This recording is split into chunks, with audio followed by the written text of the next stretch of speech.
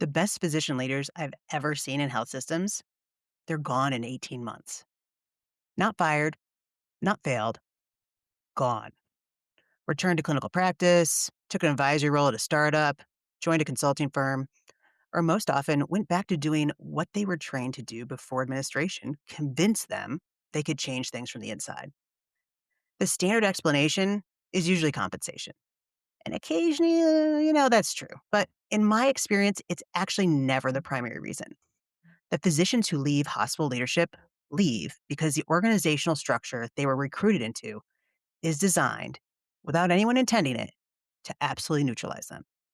Today, I'm going to tell you what the organizational design failures are, the three structural pressure points that make physician leadership completely untenable, and what the health systems that are actually keeping their physician leaders are doing differently.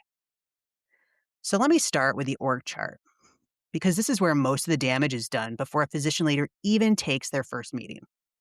The standard health system org chart places the chief medical officer at or near the executive level. On the org chart, this looks like authority, but in practice, it often is not.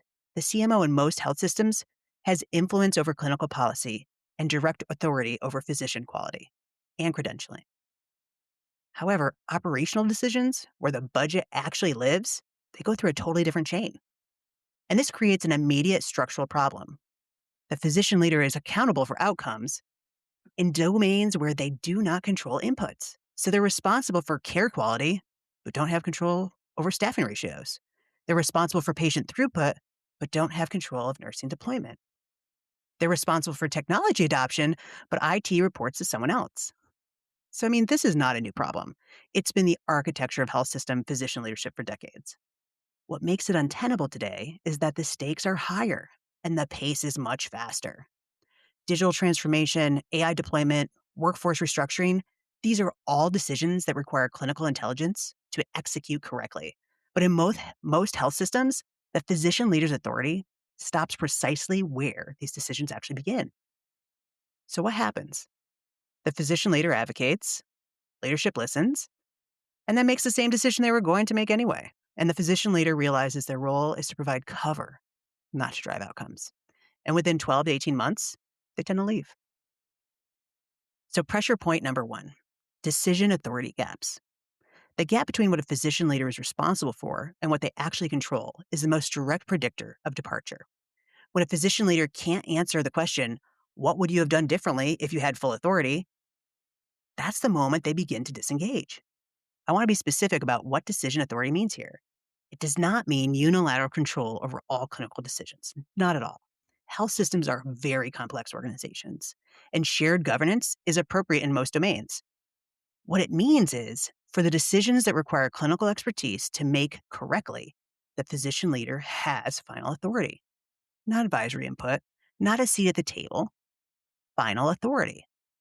The health systems that retain physician leaders have done the organizational design work to identify which decisions are genuinely clinical decisions and have built governance structures that give clinical leadership control over those decisions.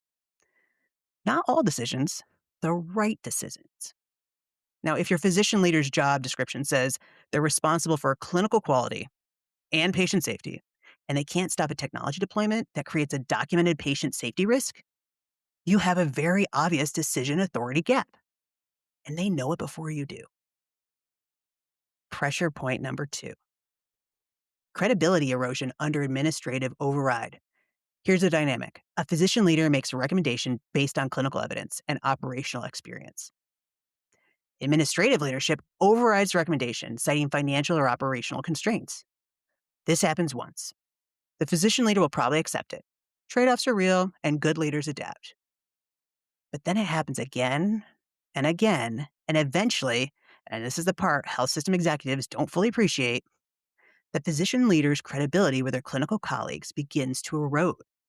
Because the physicians watching know when the CMO makes a recommendation, and it gets overridden. The CMO is not actually running clinical strategy. They're managing the interface between administration and the medical staff. So once that credibility is gone, it doesn't come back easily. The physician leader is now seen by clinical staff as administrative, which means their ability to drive clinical change, which is the core of their value prop, is completely compromised. At that point, the rational choice is to leave. Not out of frustration, out of accuracy. The job they were recruited to do is no longer the job they're being asked to do.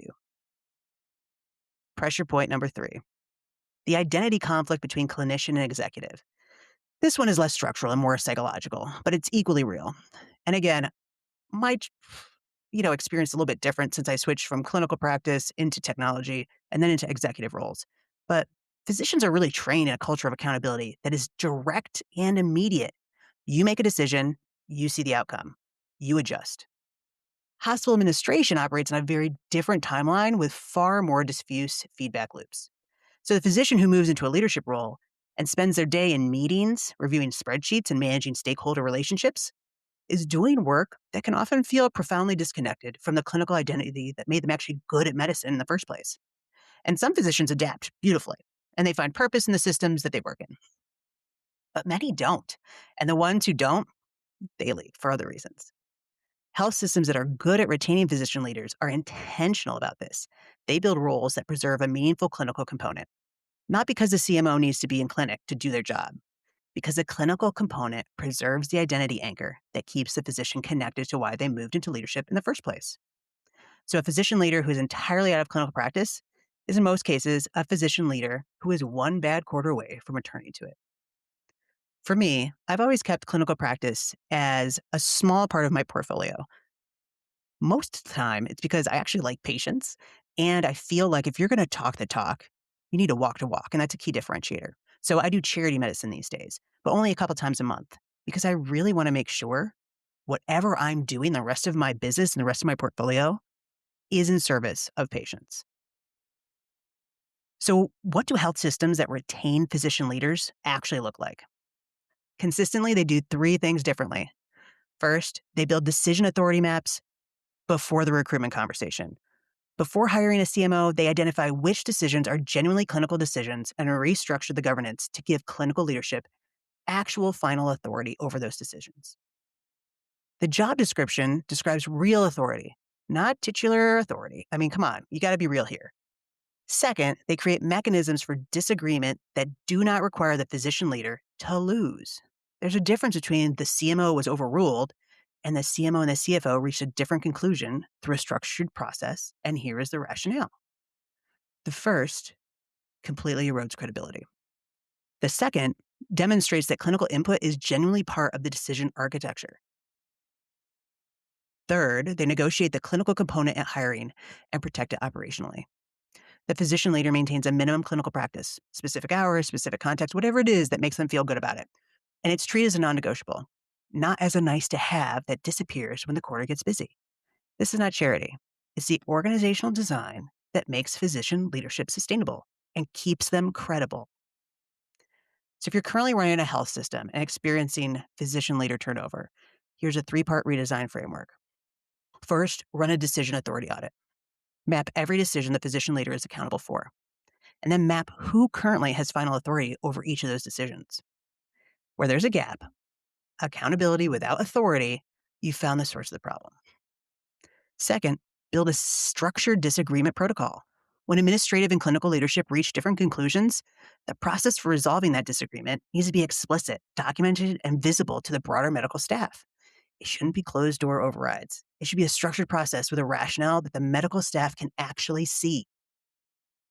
And last, protect the clinical component contractually. If you want your physician leader to maintain clinical practice, and if they want to, put it in the employment agreement. Specify hours and context. Make it a performance metric that works both ways. The health system is responsible for protecting that time, not just the physician for maintaining it. Physician leaders don't leave because they can't handle the complexity of health system leadership. They leave because the organizational design they're placed into makes it completely impossible for them to succeed at the job they're recruited to do. So if you fix the design, most of them are going to stay. If you've watched this happen in your organization or seen it go the other way, a physician leader who stayed, rebuilt, and actually changed the system, I want to hear what made the difference. So comment on this. New episodes every Tuesday, and subscribe if this was useful. See you next week. It's Dr. Sarah Matt.